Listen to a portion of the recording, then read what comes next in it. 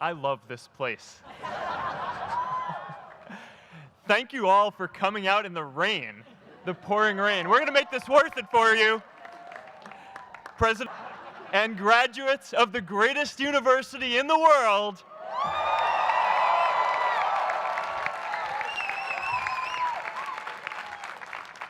I am honored to be here with you today because, let's face it, you accomplished something I never could. If I get through this speech today, it'll be the first time I actually finish something here at Harvard. Class of 2017, congratulations.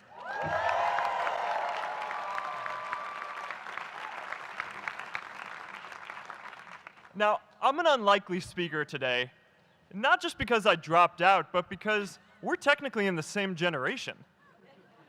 We walked this yard less than a decade apart. We studied the same ideas and slept through the same Act 10 lectures. We may have taken different roads to get here, especially if you came all the way from the quad. But today, I want to share what I've learned about our generation and the world we're all building together. But first, these last couple of days have brought back a lot of good memories. How many of you remember exactly where you were and what you were doing when you got that email telling you got into Harvard?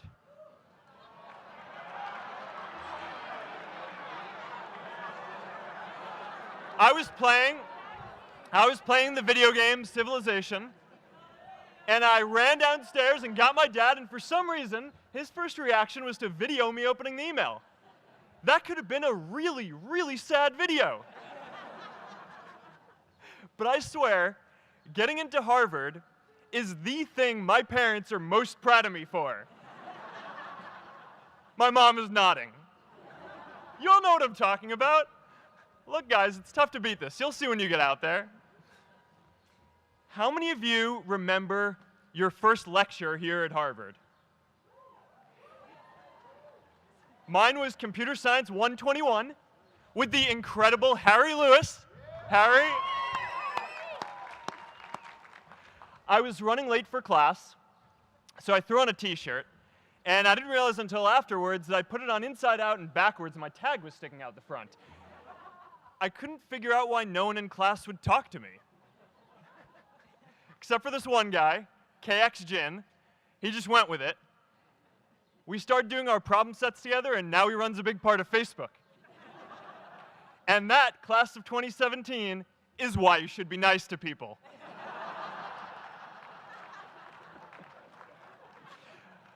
But my best memory from Harvard is meeting Priscilla.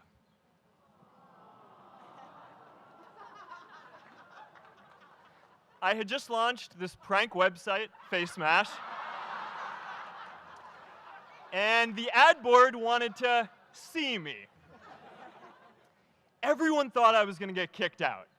My parents drove up here to help me pack my stuff. My friends threw me a going-away party. Who does that? As luck would have it, Priscilla was at that party with her friends, and we met in line for the bathroom in the Foho Bell Tower, and in what must be one of the all-time most romantic lines, I turned to her and said, "I'm getting kicked out in 3 days, so we need to go on a date quickly." Actually, any of you graduating today can use that line. "I'm getting kicked out today. We need to go on a date fast." I didn't end up getting kicked out. I did that to myself. Priscilla and I started dating, and, you know, that movie made it seem like FaceMash was so important to starting Facebook. It wasn't. But without FaceMash, I never would have met Priscilla. And Priscilla's the most important person in my life. So you could still say it was the most important thing I built in my time here.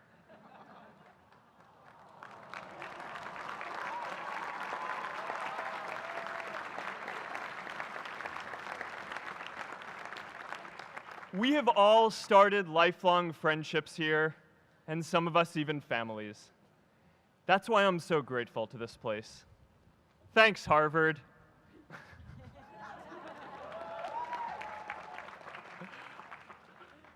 Today, I want to talk about purpose.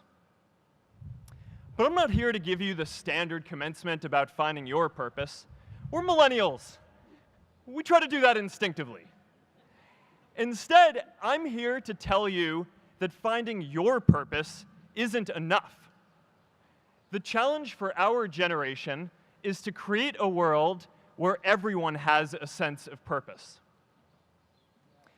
One of my favorite stories is when JFK went to go visit the NASA Space Center, and he saw a janitor holding a broom, and he asked him what he was doing, and the janitor replied, "Mr. President, I'm helping put a man on the moon." Purpose is that feeling that you are a part of something bigger than yourself, that you are needed, and that you have something better ahead to work for. Purpose is what creates true happiness. And you are graduating at a time when this is especially important.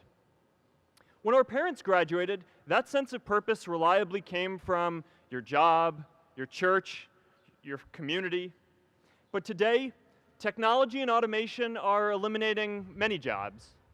Membership in a lot of communities has been declining, and a lot of people are feeling disconnected and depressed and are trying to fill a void in their lives. As I've traveled around, I've sat with children in juvenile detention and opioid addicts who've told me that maybe their lives would have turned out differently if they just had something to do, an after-school program or somewhere to go. I've met factory workers who know their old jobs aren't coming back and are just trying to find their path ahead. For our society to keep moving forward, we have a generational challenge to not only create new jobs, but create a renewed sense of purpose. I remember that night I launched Facebook from that little dorm in Kirkland House.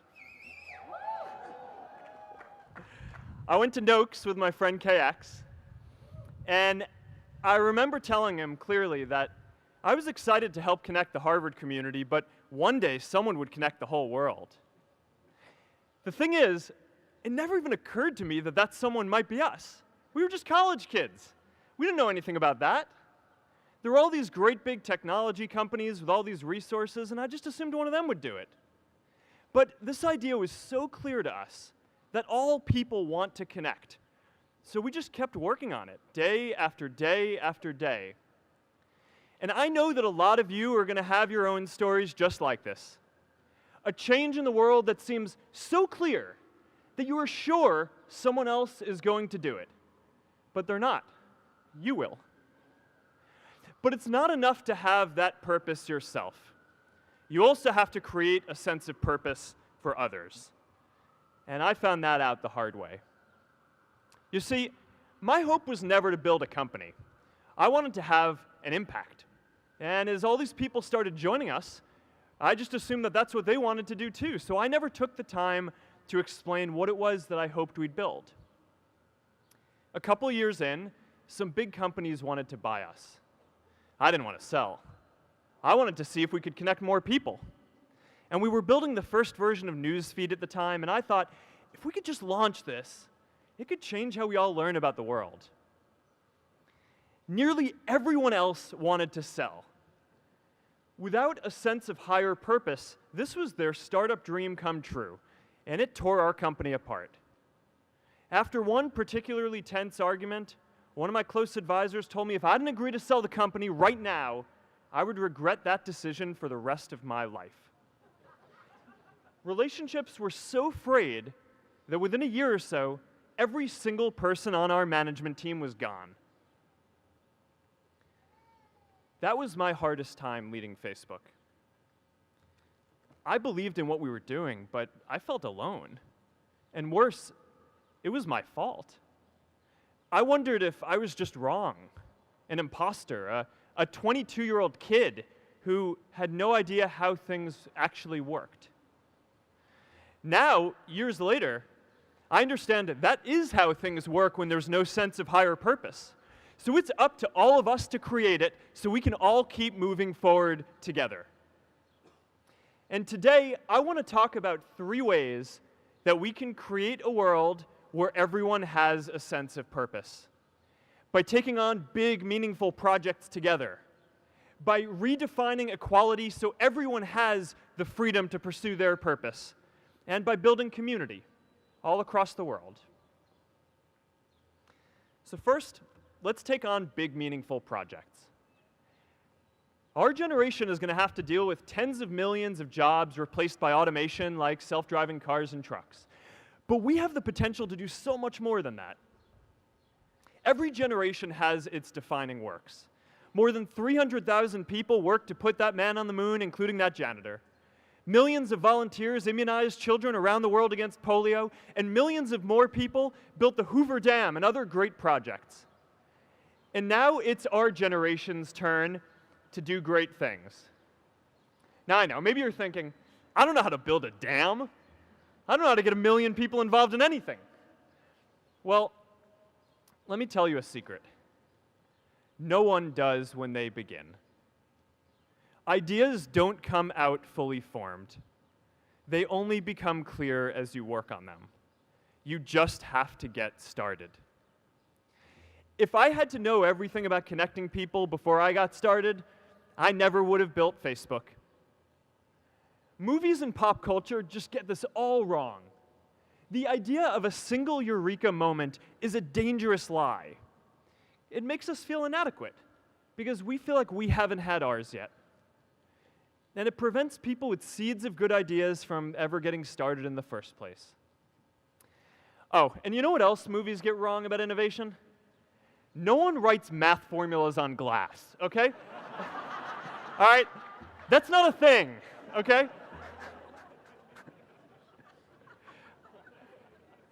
It's really good to be idealistic, but be prepared to be misunderstood. Anyone working on a big vision is going to get called crazy, even if you end up right. Anyone taking on a complex problem is going to get blamed for not fully understanding it, even though it's impossible to know everything up front. Anyone taking initiative will always get criticized for moving too fast because there's always someone who wants to slow you down. In our society, we often don't take on big things because we're so afraid of making mistakes that we ignore all the things wrong today if we do nothing. The reality is, anything we do today is going to have some issues in the future. But that can't stop us from getting started. So what are we waiting for? It is time for our generation-defining great works. How about stopping climate change before we destroy the planet and getting millions of people involved, manufacturing and installing solar panels? How about curing all diseases and getting people involved by asking volunteers to share their health data, track their health data, and share their genomes? You know, today, our society spends more than 50 times as much treating people who are sick as we invest in finding cures so people don't get sick in the first place. It makes no sense. We can fix this. How about modernizing democracy so everyone can vote online? And how about personalizing education so everyone can learn? These achievements are all within our reach. Let's do them all in a way that gives everyone in our society a role. Let's do big things, not just to create progress, but to create purpose.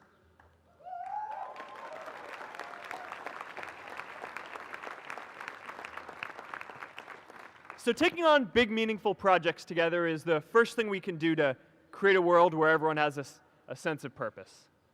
The second is redefining our idea of equality so everyone has the freedom to pursue their purpose. Now, many of our parents had stable jobs throughout their careers, but in our generation, we're all a little entrepreneurial, whether we're starting our own projects or finding our role in another one. And, you know, that's great, because our culture of entrepreneurship is how we create so much progress. An entrepreneurial culture thrives when it is easy to try lots of new ideas. Facebook wasn't the first thing I built. I also built chat systems and games, study tools and music players, and I'm not alone. J.K. Rowling got rejected 12 times before she finally wrote and published Harry Potter. Even Beyoncé had to make hundreds of songs to get Halo. The greatest successes come from having the freedom to fail. Now, today, we have a level of wealth inequality that hurts everyone. When you don't have the freedom to take your idea and turn it into a historic enterprise, we all lose. And right now, today, our society is way over-indexed on rewarding people when they're successful, and we don't do nearly enough to make sure that everyone can take lots of different shots. Now, let's face it, there is something wrong with our system when I can leave here and make billions of dollars in 10 years, while millions of students can't even afford to pay off their loans, let alone start a business.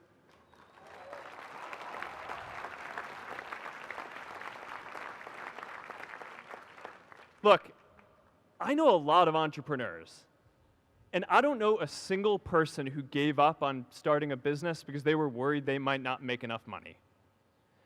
But I know too many people who haven't had the chance to pursue their dreams because they didn't have a cushion to fall back on if they failed.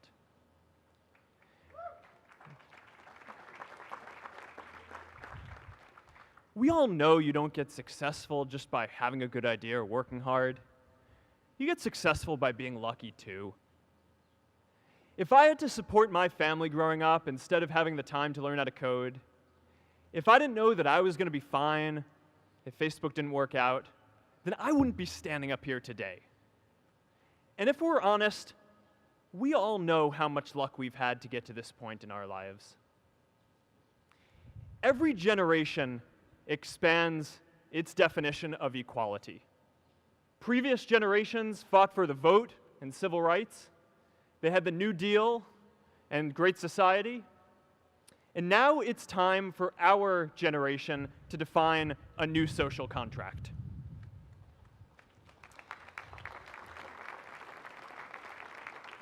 We should have a society that measures progress not just by economic metrics like GDP, but by how many of us have a role we find meaningful. We should explore ideas like universal basic income to make sure that everyone has a cushion to try new ideas. We're all going to change jobs and roles many times, so we need affordable childcare to get to work and healthcare that's not tied to just one employer. And we're all going to make mistakes. So we need a society that's less focused on locking us up and stigmatizing us when we do. And as our technology keeps on evolving, we need a society that is more focused on providing continuous education through our lives.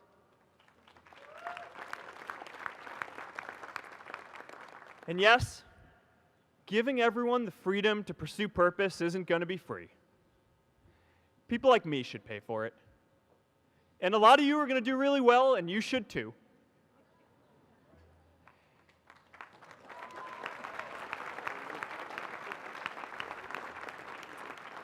That is why Priscilla and I started the Chan Zuckerberg Initiative and committed our wealth to promoting equal opportunity.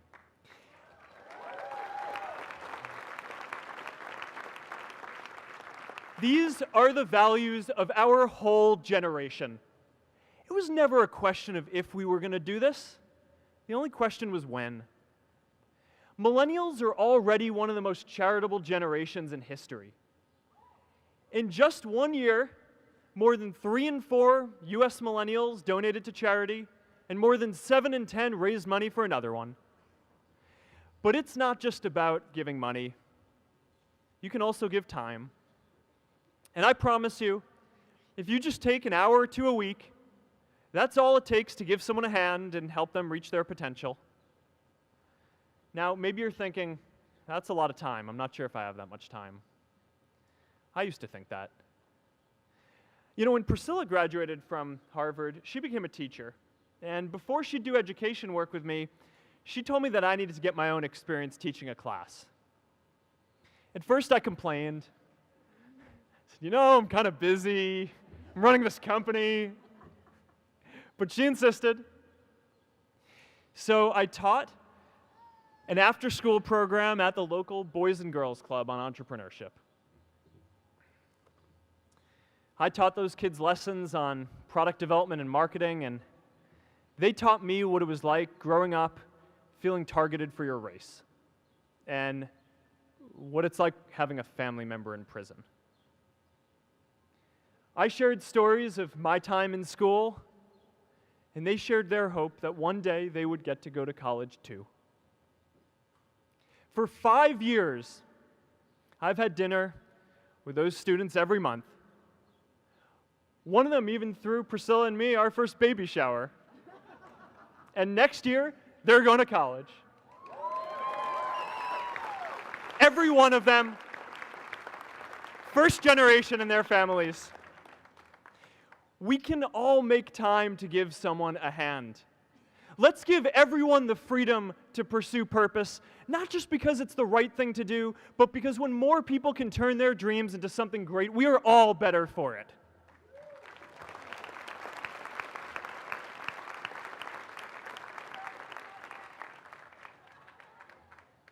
Purpose doesn't only come from work. The third way we can create a sense of purpose for everyone is by building community. And in our generation, when we say purpose for everyone, we mean everyone in the world. Now, quick show of hands. How many of you here are from another country? All right, now keep your hands up. How many of you are friends with one of these folks? Now we're talking. See, we have grown up connected. In a recent survey of millennials around the world, asking what most defines our identity, the most popular answer wasn't nationality, ethnicity, or religion. It was citizen of the world. That's a big deal. Every generation expands the circle of people we consider one of us. And in our generation, that now includes the whole world. We understand that the great arc of human history bends towards people coming together in ever greater numbers, from tribes to cities to nations, to achieve things that we could not on our own. We get that our greatest opportunities are now global. We can be the generation that ends poverty, that ends disease. And we get that our greatest challenges need global responses too. No country can fight climate change alone or prevent pandemics. Progress now requires coming together, not just as cities or nations, but also as a global community. But we live in an unstable time. There are people left behind by globalization across the whole world. And it's tough to care about people in other places when we don't first feel good about our lives here at home. There's pressure to turn inwards. This is the struggle of our time. The forces of freedom, openness, and global community against the forces of authoritarianism, isolationism, and nationalism. Forces for the flow of knowledge, trade, and immigration against those who would slow them down. This is not a battle of nations. It is a battle of ideas. There are people in every country for more global connection, and there are good people against it. And this isn't going to be decided at the UN either. It's going to happen at the local level when enough of us feel a sense of purpose and stability in our own lives that we can start to open up and care about everyone else too. And the best way to do that is to start building local communities right now.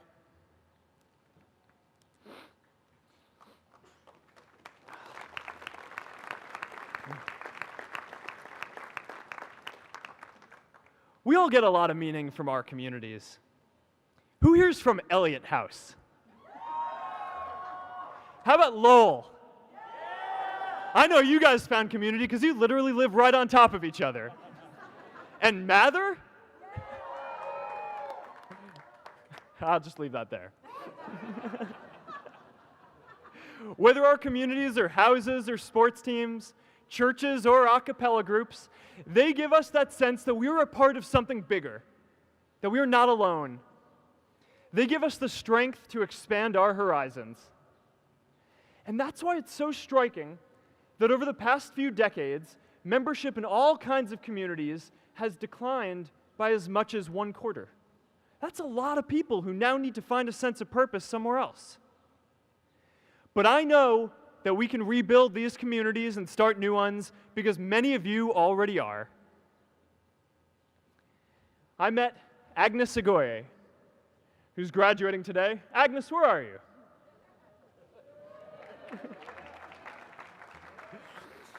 Agnes spent her childhood navigating conflict zones with human trafficking in Uganda, and now she's trained thousands of law enforcement officials to keep communities safe.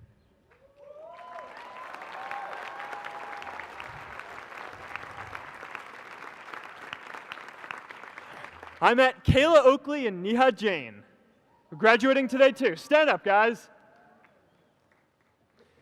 Kayla and Neha started a nonprofit that connects people suffering from chronic illnesses with people in their communities who are willing to help out.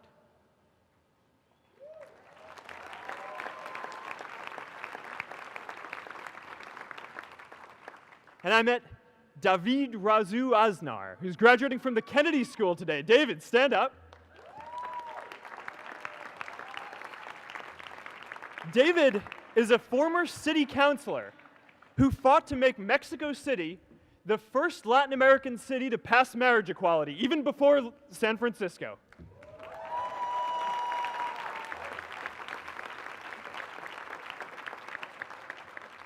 And this is my story too.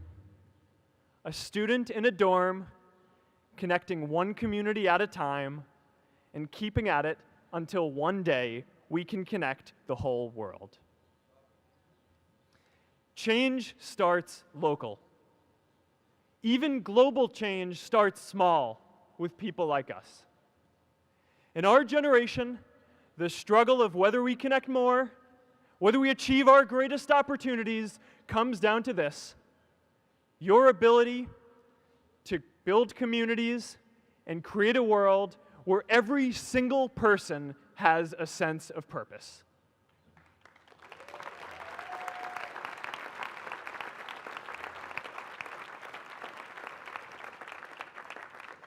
Class of 2017, you are graduating into a world that needs purpose, and it's up to you to create it. Now, maybe you're asking yourself, can I really do this? Well, remember when I told you about that class I taught at the Boys and Girls Club? One day after class, I was talking to my students about going to college, and one of my top students raised his hand and said that he wasn't sure he could go to college because he's undocumented. He wasn't sure if they'd take him. Last year, I took him out to breakfast for his birthday, and I wanted to get him a gift, so I asked him what he wanted, and he just started talking about struggles that he saw other students in his class facing, and finally said, you know, I'd really just like a book on social justice. I was blown away. Here is a young guy who has every reason to be cynical. He wasn't sure if the country he calls home, the only one he's known, was going to deny him his dream of going to college. But he wasn't feeling sorry for himself. He wasn't even thinking of himself. He has a greater sense of purpose, and he's going to bring people along with him. It says something about our situation today that I can't even say his name because I don't want to put him at risk. But if a high school senior who doesn't know what the future holds for him can do his part to move the world forward, then we owe it to the world to do our part too. So before you walk out those gates one last time, and as we sit here in front of Memorial Church, I'm reminded of a prayer Misha Berach, that I say whenever I face a big challenge, that I sing to my daughter, thinking of her future when I tuck her in at night. And it goes, "May the source of strength, who's blessed the ones before us, help us find the courage to make our lives a blessing." I hope you find the courage to make your life a blessing. Congratulations, class of 2017. Good luck out there.